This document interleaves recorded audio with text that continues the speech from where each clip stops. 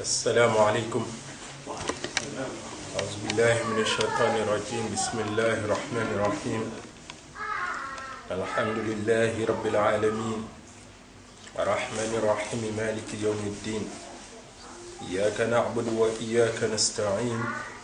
اهدنا الصراط المستقيم صراط الذين أنعمت عليهم غير المغضوب عليهم ولا الضالين. آمين. اللهم صل على سيدنا محمد الفاتح لما أغلق والخاتم لما سبق ناصر الحق بالحق والهادي إلى صراطك المستقيم وعلى آله حق قدره ومقداره العظيم. Aujourd'hui on va aborder le chapitre Al-Fasl al-Rabi' wal-Ishroun, le chapitre 24 fi Fadl al-Zikri mutlaqan. Alors ce chapitre, le Cheikh Hajj Omar radiyallahu ta'ala anhu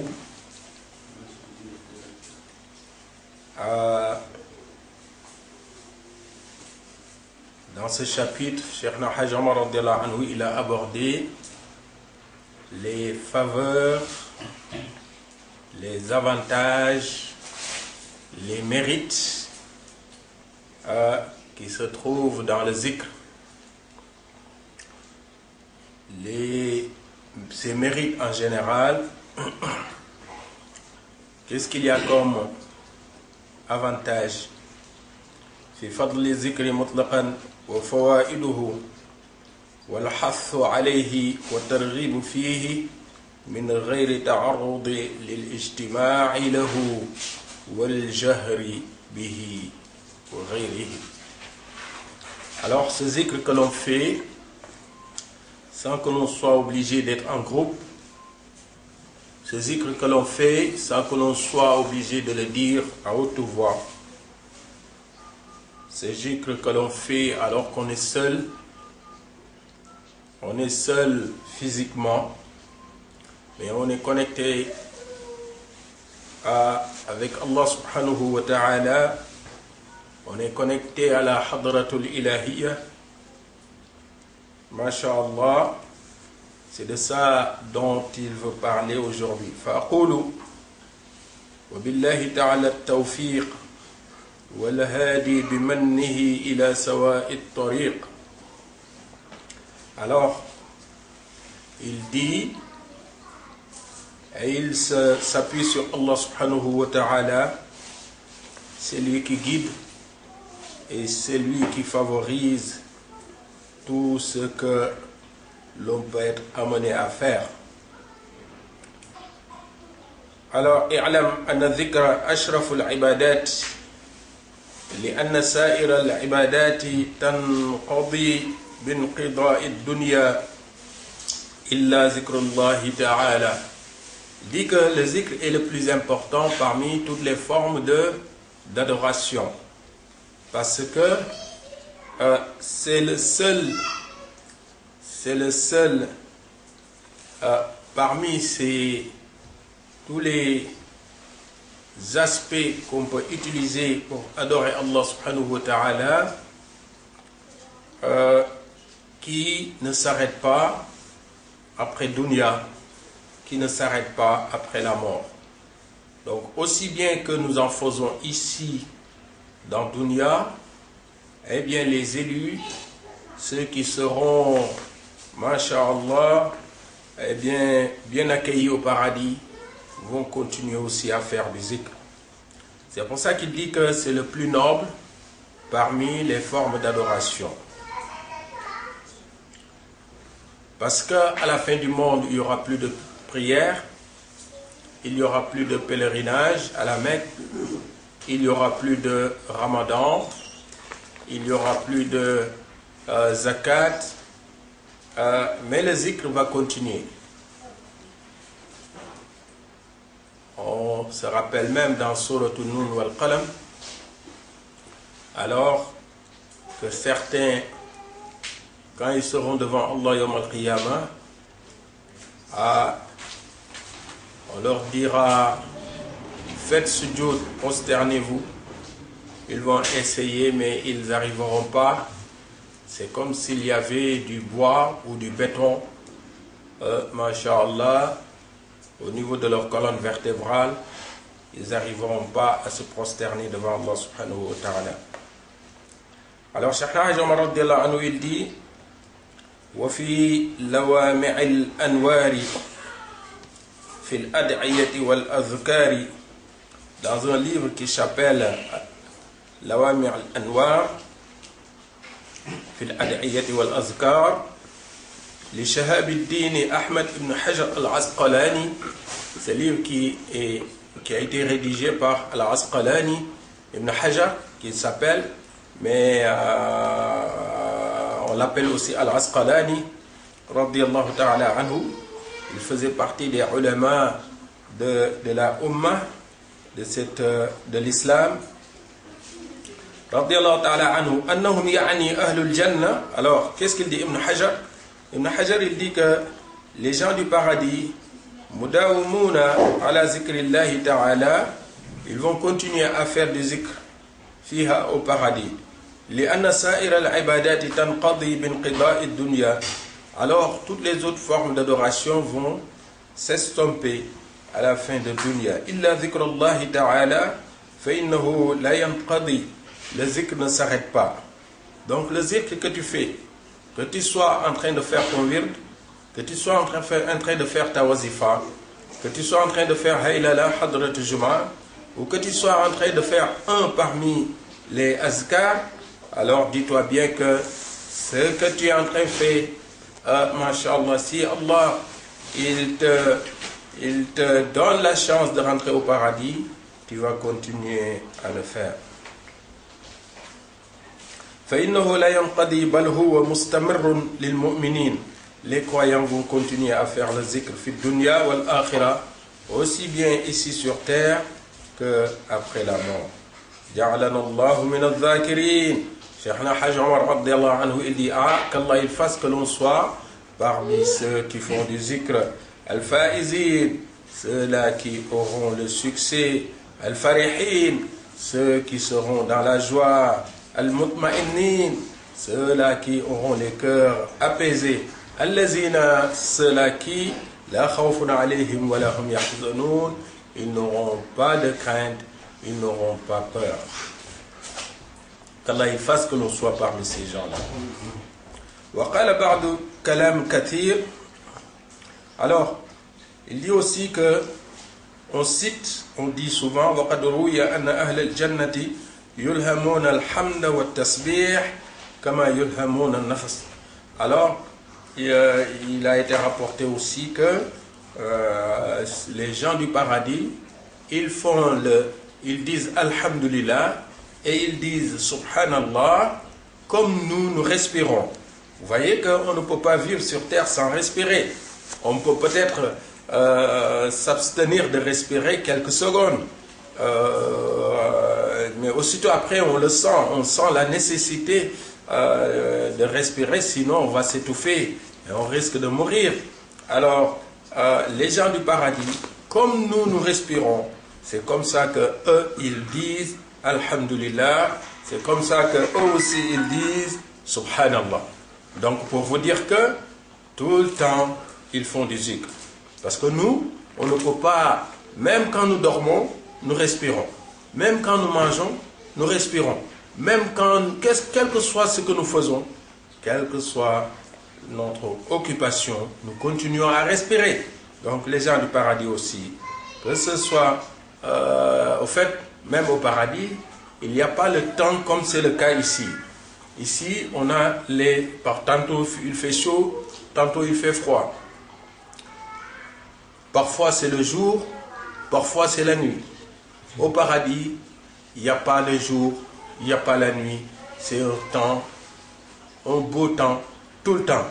Il n'y a pas, non, il fait nuit, il ne faut pas sortir. Non, puisque toi-même tu es lumière, partout où tu te trouves, masha'Allah, même si ce n'est pas éclairé, tu l'éclaires par la lumière qui se dégage de ton corps, tu seras plus éclairé que les anges qui sont créés à partir de lumière.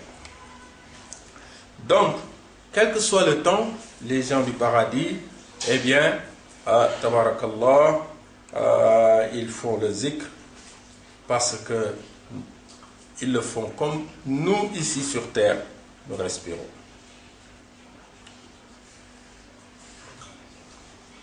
Yaquluna, et ils disent, mais qu'est-ce qu'ils disent au paradis? Ils disent Subhanallah, et ils disent Walhamdulillah. Mutaladdidina. En fait, ils ne le disent pas seulement comme ça, mais c'est tellement délicieux pour eux quand ils le disent. Mutaladdidina, la muta'abbidina. Parce que quelqu'un qui fait une tâche, qui exécute une tâche, qui fait un travail, parfois, ça peut être une corvée pour lui. Peut-être parfois, ce n'est pas une corvée, mais il se sent obligé de le faire. Ou même s'il n'a pas cette sensation d'obligation, il se dit, bon, normalement je dois le faire, c'est l'heure, il faut que je le fasse. J'arrête tout et je vais le faire. Donc là, tu le fais en tant qu'abd, serviteur. Donc c'est une adoration. Muta'abbid, tu es en train d'adorer. Parce qu'on t'a dit, fais, et tu fais. Allah, il t'a créé, toi, le djinn, toi, l'homme, que pour l'adorer. Donc je le fais parce que Allah, il veut que je le fasse. Je le fais. J'arrête tout et je le fais. Mais au paradis, quand les gens du paradis vont faire le zikr, ils ne font pas le zikr parce qu'on leur dit, allez, faites-le. Parce que déjà, le fait de faire le zikr ou une adoration quelconque ici sur terre, il y a ceux-là qui le font et qui considèrent que c'est une corvée. Il y a ceux-là qui le font sans le considérer comme une corvée, mais quand même il faut le faire. Il y a les autres qui le font parce que ça doit être fait, je le fais. Mais peu sont ceux qui le font avec le plaisir. Pour vous dire que quand tu arrives à ce niveau, dis-toi que tu es au paradis déjà alors que tu es encore sur terre. Tu fais la prière parce que tu as le plaisir de faire la prière. Tu es content. Tu es en train de jeûner parce que tu as le plaisir de jeûner. Même si ça fait, c'est en période d'été, etc., etc. Donc les gens du paradis, mutaladdidina, ils trouvent, quand ils disent Subhanallah walhamdulillah, c'est avec Masha'Allah. Ils ont un plaisir quand ils le disent et ils trouvent qu'il n'y a pas plus délicieux que ça. La muta'abbidina. Alors, Kama yataladhdhadhu man bihi da'ul atash. Alors, là, il est en train de t'expliquer c'est à quel niveau, comment c'est délicieux pour eux. C'est délicieux jusqu'à quel point? Il dit que c'est délicieux comme quelqu'un qui est malade, qui a tellement soif que finalement il est tombé malade parce qu'il a soif. Et il risque peut-être de mourir. Si on ne lui donne pas un verre d'eau, il risque de mourir parce que ça fait très longtemps qu'il n'a pas bu, il fait très chaud, et là, il est tombé, il attend le verre d'eau. Et tout à coup, on lui apporte de l'eau fraîche. Vous voyez le plaisir qu'il a quand il consomme cette eau. La joie qu'il a. Hein? C'est pour ça qu'il dit que yataladhdhadhu kama yataladhdhadhu bihi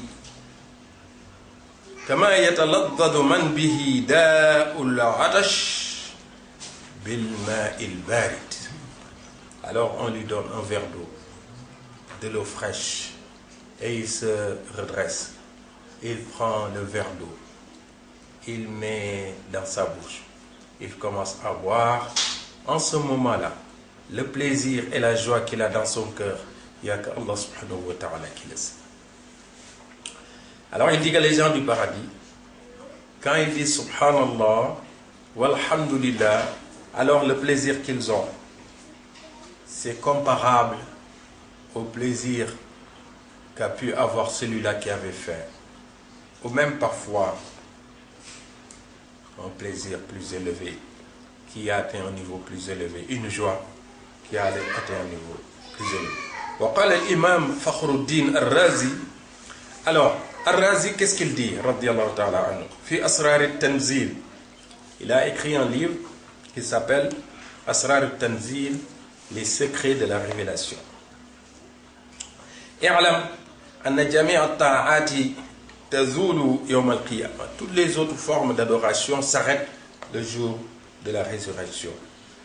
أما طاعة التهليل والتحميد فلا تزول عن المؤمن. Il dit que l'adoration du zikr, quand on dit la ilaha illallah, et quand on dit alhamdulillah, il dit que ces formes d'adoration ne s'arrêtent pas. وكيف يمكن زوالهما عنه والقرآن يدل على أنهم مواظبون على الحمد. Il dit c'est même pas possible que ça s'arrête parce que le Coran le dit. والمواظبة على الحمد توجب المواظبة على الذكر والتوحيد. Alors il dit que quand on continue à faire le tahmid, dire alhamdulillah, ça veut dire que on continue à évoquer l'unicité d'Allah subhanahu wa ta'ala, le tawhid. وإنما قلنا مواظبون على الحمد لقوله تعالى حكاية عن المؤمنين في الجنة. Parce qu'Allah subhanahu wa ta'ala, il l'a dit dans le Coran, Surat al-Fatir, Alhamdulillahi allazi azhaba anna al-hazan. Alors les gens du paradis, c'est ça qu'ils vont dire. Alhamdulillah, nous remercions Allah, allazi, Allah qui azhaba anna al-hazan, nous a sauvés de la crainte et des soucis. On avait des soucis, on a vu des gens attrapés devant nous et jetés en enfer. On a vu des gens qu'on connaissait, des amis, des proches, parfois même de la même famille. Les anges sont venus les prendre et ils sont jetés au paradis. On a vu des gens qu'on croyait plus pieux que nous, qui connaissaient la religion mieux que nous et qui adoraient même parfois mieux que nous. Les anges sont venus. Ils les ont pris devant nous et ils les ont jetés dans l'enfer. Alors, Allah nous a sauvés. Alhamdulillahi allazi azhaba anna al-hazan. Alors, on rend grâce à Allah. Allah qui nous a sauvés. Allah qui, mashallah, malgré qu'on avait peur, malgré qu'on avait des soucis, malgré qu'on s'inquiétait, malgré qu'on n'était pas sûr finalement de tout ce qu'on avait fait, les jeûnes, on n'était plus sûr.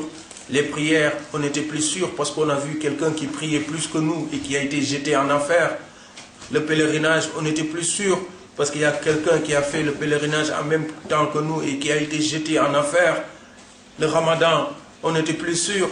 On a vu quelqu'un qui faisait le ramadan en même temps que nous et même parfois il faisait plus, qui a été jeté en enfer. Le monde qu'on donnait, on n'était plus sûr si ça a été accepté parce qu'on a vu quelqu'un qui était plus généreux que nous et qui a été jeté en enfer. Mais finalement, Allah subhanahu wa ta'ala nous a sauvés. Alhamdulillahi allazi azhaba anna al-hazan. Surat al-Fatih. Alors, ils vont continuer à dire Alhamdulillah. Ça, c'est Allah qui l'a dit dans le Coran. وقالوا, ils disent aussi Alhamdulillah الذي صدقنا وعده. Ah, nous remercions Allah parce que lui, il nous avait dit que si vous faites du bien, vous trouverez le bien. Si vous faites du mal, vous allez le trouver aussi. Ah, on a fait ce qu'on a fait, mais il a accepté et il l'a même doublé, il l'a même multiplié. Ah, masha'Allah. Nous ne pouvons faire que dire Alhamdulillah parce que vraiment tout ce qu'il avait dit, tout ce que le prophète il avait dit sallallahu alayhi wa sallam, Tout ce qu'on a vu dans le Coran, eh bien, on a vu que c'était vrai. Alhamdulillah alladhi sadaqa. Allah subhanahu wa ta'ala qui sadaqana wa'adahu, alors qui nous a confirmé que ce qu'il avait dit, masha'Allah, il allait le faire, eh bien il l'a fait. Dans un autre verset aussi, qu'est-ce qu'il dit? Da'wahum fiha subhanakallahumma wa tahiyyatuhum fiha salam. Dans Sourate Yunus. Mais dans ce verset,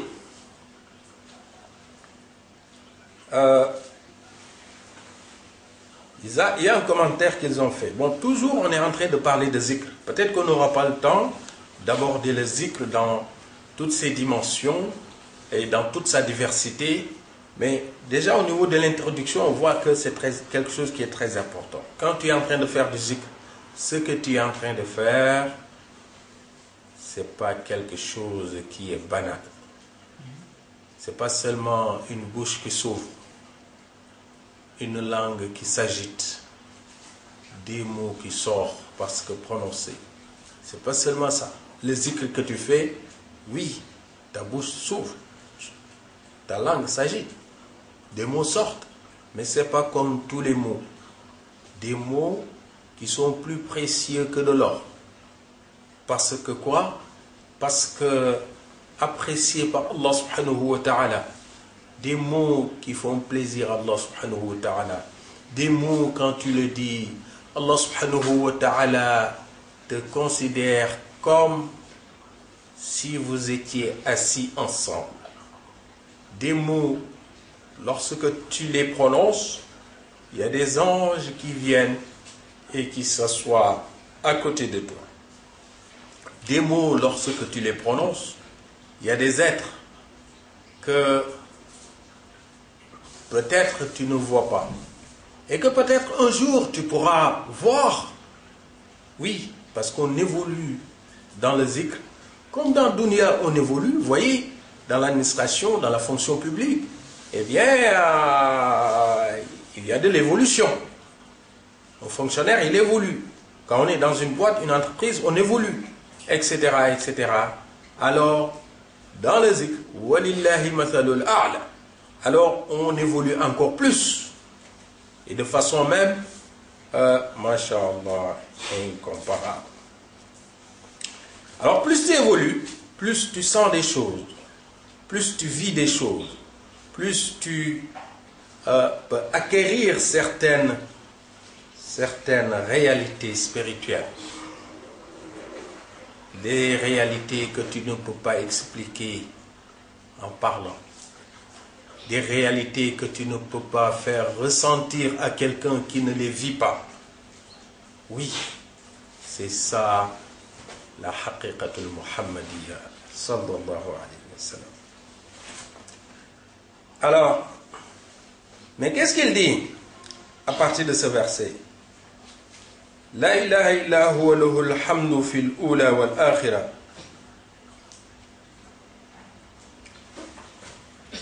On dit que les gens du paradis,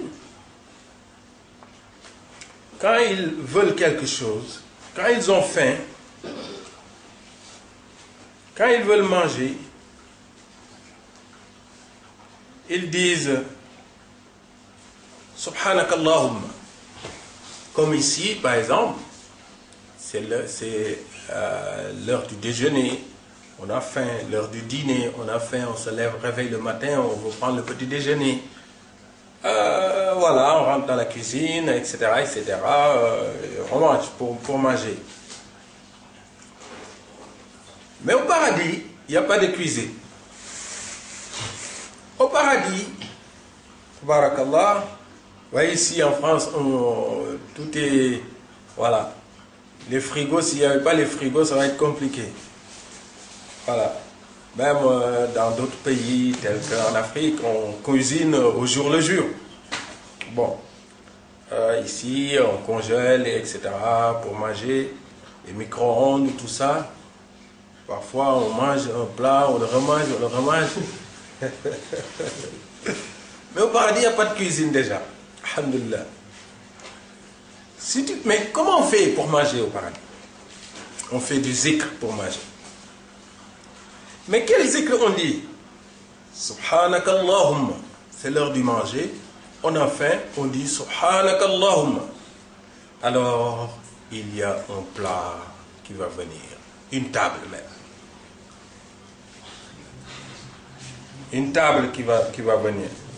Innaha alamatun bayna ahli al-jannati wa bayna khidamihim fi at-ta'ami.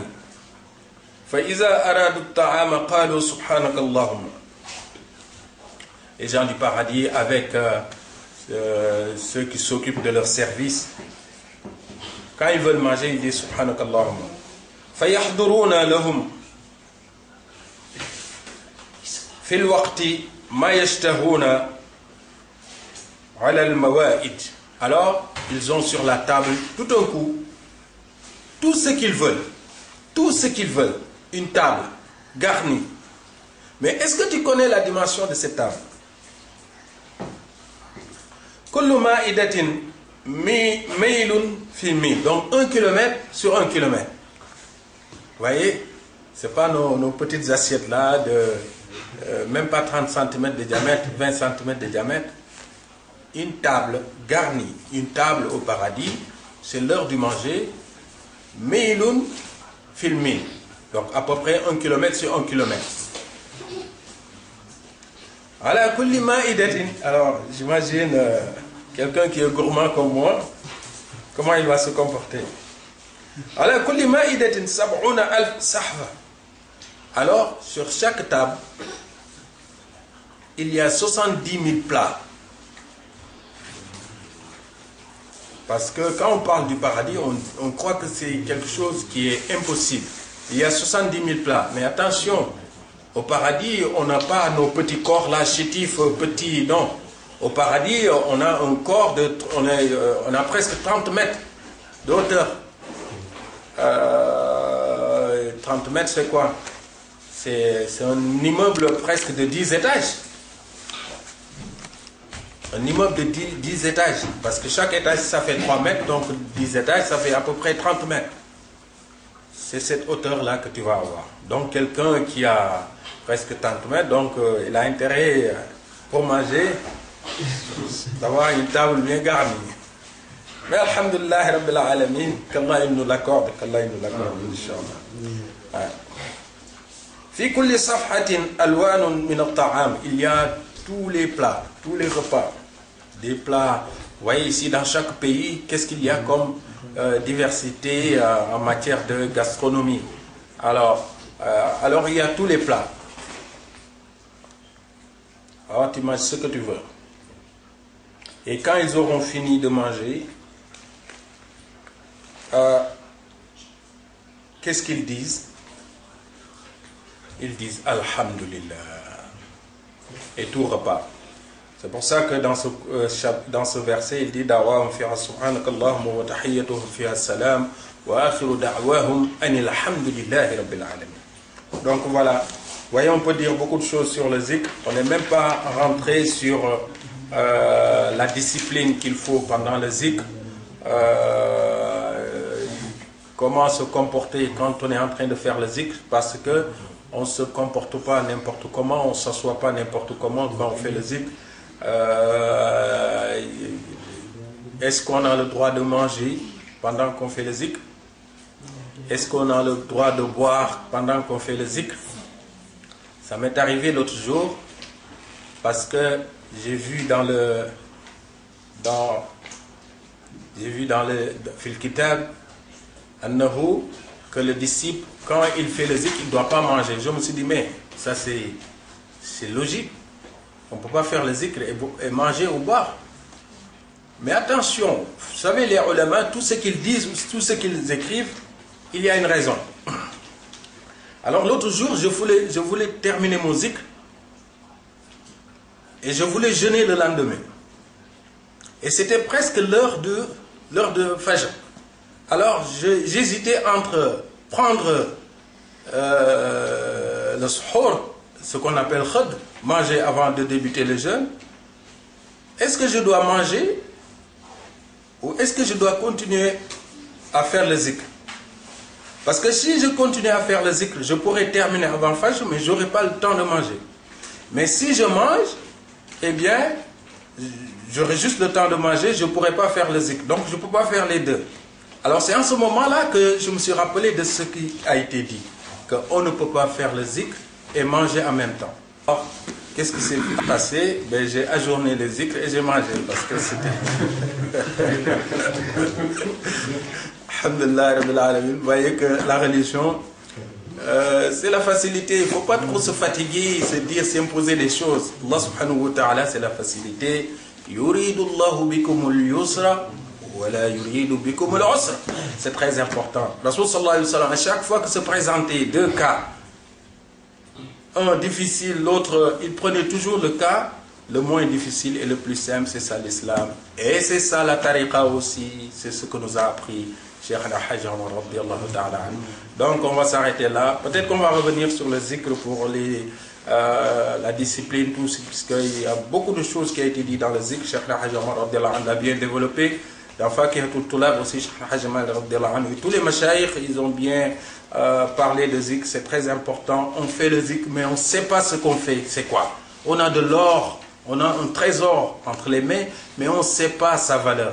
Il n'y a pas plus grave que ça. Avoir un trésor sans savoir ce qu'on a.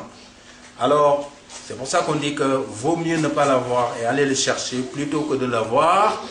Vaut mieux ne pas l'avoir et le connaître.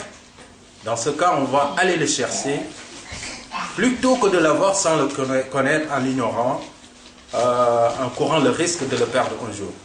أقول قولي هذا واستغفر الله لي ولكم ولوالدي ولوالديكم فاستغفروه إنه كان غفارا. اللهم صل على سيدنا محمد الفاتح لما أغلق والخاتم لما سبق ناصر حق بالحق والهادي إلى صراطك المستقيم وعلى آله حق قدره ومقداره العظيم.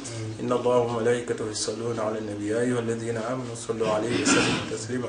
صلى الله تعالى عليه وعلى آله وصحبه وسلم تسليما. سبحان ربك رب العزة عما يصفون وسلام على المرسلين والحمد لله رب العالمين.